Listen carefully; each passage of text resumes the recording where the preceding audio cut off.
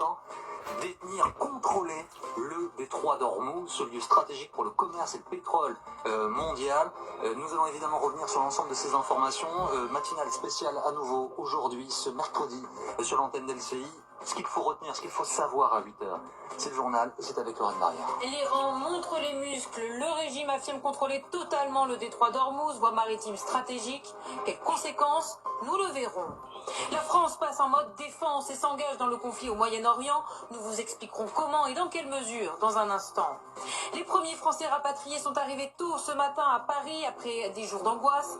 Pour ceux qui sont encore bloqués, c'est la galère. Nous serons à leur côté. C'est la ruée vers les stations-service. Vous êtes nombreux à craindre une flambée des prix à la pompe, mais pas de panique, la hausse n'est pas forcément automatique. Avant de développer ces titres, donc cette information que je donnais il y a quelques instants aux médias d'État iraniens annonce le coup d'envoi du processus des funérailles d'Ali Khamenei et les hommages à partir de ce soir. Oui, plutôt que prévu, le régime veut-il assurer sa continuité? Est-ce qu'un nouveau guide suprême a été nommé? Et sur le plan militaire, cette cérémonie en présence de hauts responsables et de civils peut-elle être une cible pour Israël et les États-Unis? Autant de questions qui se posent ce matin. En tout cas, c'est un risque que décide de prendre le régime iranien, Magali Barthez, avec sans doute en tête l'idée que les Israéliens et les États-Unis ne peuvent pas frapper une foule.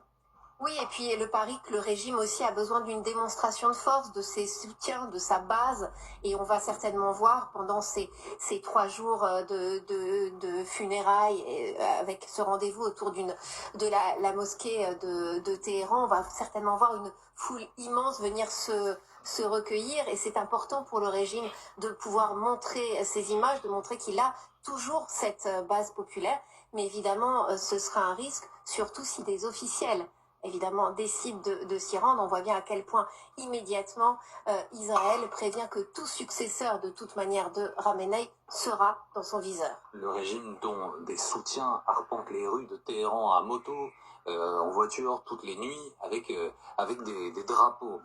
Autre information donc que donnent les gardiens de la Révolution, leur information en communication, en tout cas ils affirment qu'ils contrôlent le détroit d'Ormuz. Oui, point de passage commercial hautement stratégique. On retrouve à Dubaï, à une cinquantaine de kilomètres du détroit, nos envoyés spéciaux Xavier de Giacomoni et Bordan Boudka. Xavier, c'est un coup de force de l'Iran.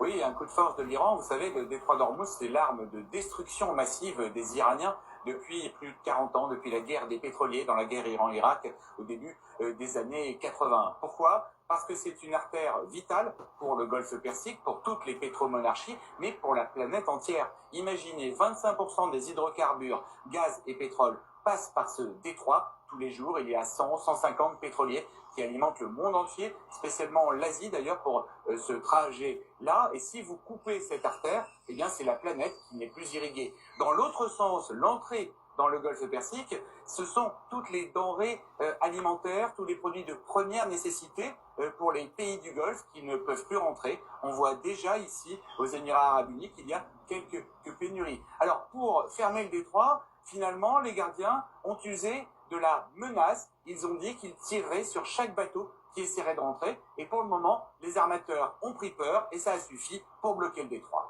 Merci beaucoup Xavier Giacomoni, Bordan Boudka, nos envoyés spéciaux aux Émirats Arabes Unis ce matin. Autre information à retenir avec capital, l'annonce hier soir par le président de la République du renforcement des dispositifs militaires français au Moyen-Orient. La France n'avait pas d'autre choix que de réagir après l'attaque de 2 de ses bases militaires dans la région. Le porte-avions Charles de Gaulle fait route vers la Méditerranée. Les détails avec Léa Anabol et Chloé Barbeau. Le Charles de Gaulle fait demi-tour. Actuellement en Europe du Nord, le symbole de la dissuasion nucléaire française prend la direction de la Méditerranée.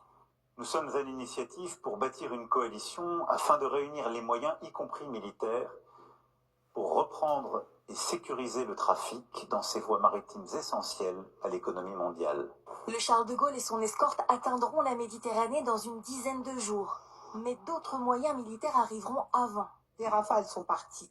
Les Rafales vont donc arriver rapidement sur zone aux Émirats Arabes Unis. Les éléments de défense sol-air sont partis, donc là aussi vont arriver. La frégate Languedoc est également envoyée aux abords de Chypre, pays européen abritant une base britannique qui a été attaquée ce week-end.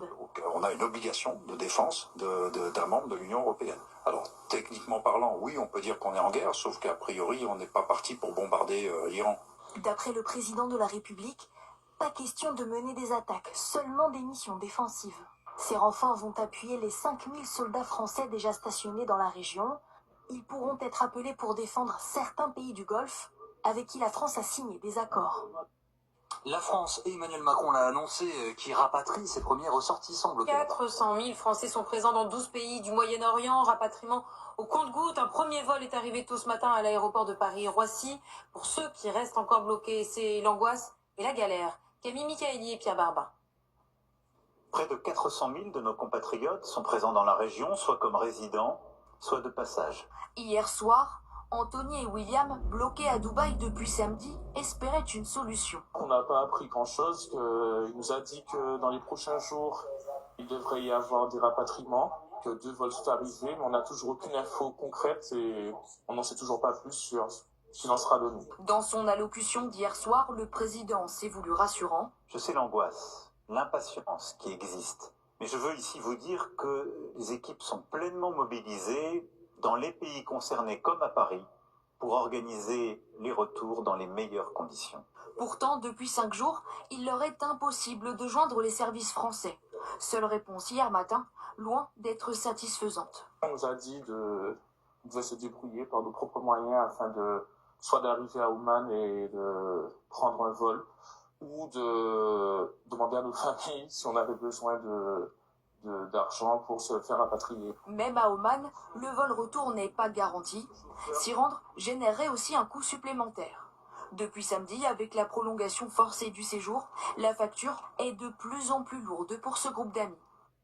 Soulagement pour une partie des Français, tension pour les autres, vous le voyez, et en direct, les frappes qui se poursuivent. On a une pensée évidemment pour la communauté libanaise, extrêmement nombreuse en France. Les Français franco-libanais, ils sont touchés ce matin, il y a des frappes à Beyrouth. Oui, en effet, l'armée israélienne qui poursuit ses frappes massives en ciblant la capitale libanaise, mais aussi la ville de Baalbek, c'est à l'est du pays. Plus de 48 heures maintenant qu'Israël bombarde le Liban et vise le Hezbollah. Les bombardements israélo-américains qui sont poursuivis également ces dernières heures en Iran. Oui, nos reporters qui sont mobilisés sur le terrain poursuivent l'évolution de ce conflit de Washington à Tel Aviv en passant par Dubaï, Beyrouth et Téhéran où on retrouve en direct Siavosh Ghazi, correspondant France 24 RFI. Siavosh, en moins de 5 jours, les États-Unis ont frappé près de 2000 cibles iraniennes. Parmi elles, le bâtiment abritant l'Assemblée chargée d'élire le nouveau guide suprême à Qom, au sud de Téhéran, que nous voyons maintenant à l'image. Siavosh, vous pouvez nous le confirmer ce matin ? Oui, ce bâtiment a été donc frappé hier, en même temps que des frappes contre Téhéran, notamment par exemple contre le siège du Conseil de discernement, une autre institution importante du pouvoir iranien.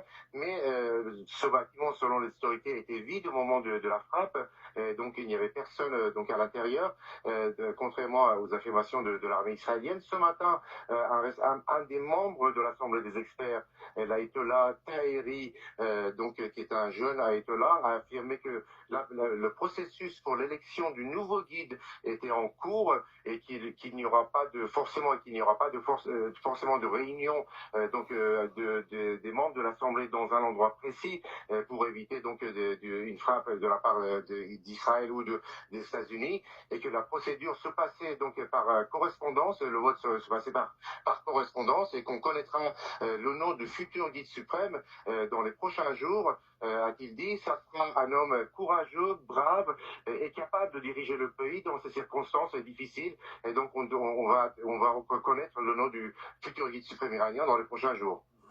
Siavosh, cet homme qui serait une cible prioritaire, annonce Israël ce matin, quelle que soit son identité. Alors, les médias d'État iraniens qui annoncent par ailleurs, et vous nous l'expliquiez il y a quelques instants, le coup d'envoi des veillées funéraires en vue des obsèques du guide suprême Ali Khamenei. Absolument. Depuis dimanche, donc il y avait des rassemblements à l'appel du pouvoir sur les grandes places de Téhéran, mais aussi des villes de province. Et à partir de ce soir, le pouvoir a demandé donc aux habitants de Téhéran de se réunir dans l'enceinte d'une très grande mosquée, donc dans le centre de Téhéran, le Mossala de Téhéran. Là, il y a un parc de plusieurs hectares qui permet de contenir plusieurs centaines de milliers de personnes. Et donc, à partir de ce soir, au lieu de se retrouver donc sur les places de Téhéran, donc le pouvoir donc mobiliser ses partisans dans cet endroit-là pour des veillées billets funéraires et pendant trois nuits. Et ensuite, il y aura très probablement des funérailles organisées, sans doute à Téhéran, avant que l'Ayatollah Khamenei ne soit enterré au mausolée de l'imam Reza. L'imam Reza qui est le 8e successeur du prophète selon les musulmans chiites qui sont majoritaires en Iran. Et donc il y aura là encore une cérémonie. Mashhad, le mausolée se trouve dans la ville de Mashhad, et l'Ayatollah Khamenei avait l'habitude de prononcer le discours du premier jour de l'an, le 21 mars, dans le mausolée de l'imam Reza. Donc c'était toujours des discours politiques importants et qui donnaient le là pour l'année qui commençait. Merci beaucoup Siavash Ghazi, correspondant France 24 RFI en direct de Téhéran ce matin. Une des questions principales qui se posent, et d'ailleurs dès le coup d'envoi de cette opération militaire samedi matin, c'est sa durée. L'issue et la durée de cette guerre, en effet, peut-elle se jouer à Washington? Le Congrès américain pourrait mettre fin au conflit. Deux votes très incertains sont prévus cette semaine, dont un qui est en cours en ce moment même au Sénat. Marion Russell et Olivier Martin. L'intervention militaire en Iran était-elle illégale? En s'affranchissant de l'approbation du Congrès, Donald Trump contourne la Constitution et suscite l'indignation dans les rangs démocrates. Beaucoup d'Américains à travers le pays et sur l'ensemble de l'échiquier politique se demandent pourquoi nos hommes sont de nouveau au combat.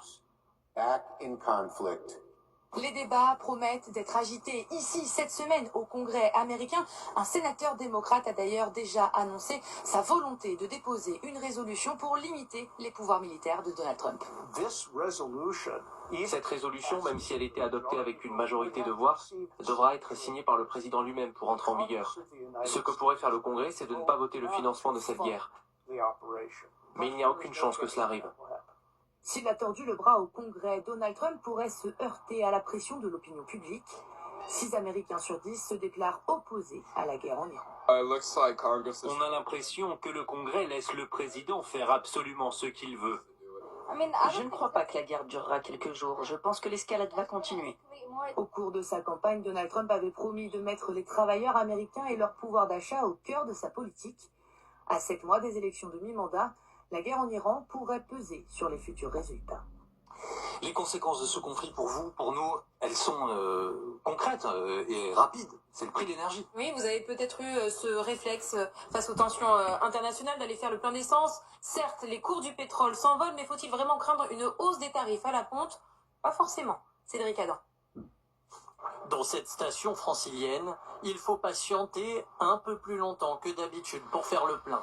Des files d'attente qui s'allongent. Et les gens, ils ont la panique, parce qu'il y a des conflits. Et des automobilistes inquiets d'une flambée des prix du carburant. Il y a des chances que ça augmente un peu, ouais. On espère que ça ne sera pas trop. C'est juste pénible pour son portefeuille, donc autant profiter encore un petit peu du prix avant qu'il flambe plus. Mais faut-il vraiment craindre une hausse des prix? Tous les regards se portent sur le détroit d'Ormuz, fermé par les Iraniens. 20% du pétrole mondial y transite. Pourtant, Bercy insiste, pas de pénurie en vue, la France dispose d'un peu plus de 3 mois de stock de carburant. Pas de raison aujourd'hui de se ruer ou faire du stockage de carburant. Si le prix du baril de Brent dépasse désormais les $80, la hausse à la pompe devrait rester modérée. Le pétrole brut ne représente qu'un tiers du tarif final à la pompe. Une variation de $10 sur du brut, vous avez une variation de entre 6 centimes et 10 centimes par litre. Une hausse qui devrait se faire ressentir d'ici 2 à 3 semaines. Elle pourrait être aggravée si le conflit s'enlise. Merci beaucoup Lorraine, on se retrouve évidemment à 8h30, 8h12 si vous nous rejoignez. Je voudrais que nous revenions maintenant sur cette hypothèse qui est en train de gagner du terrain selon plusieurs sources internationales. C'est celle d'une opération terrestre en Iran. Alors, on sait qu'initialement Donald Trump a dit qu'il n'enverrait pas de boys, de soldats au sol. Il a ensuite dit qu'il ne l'excluait pas.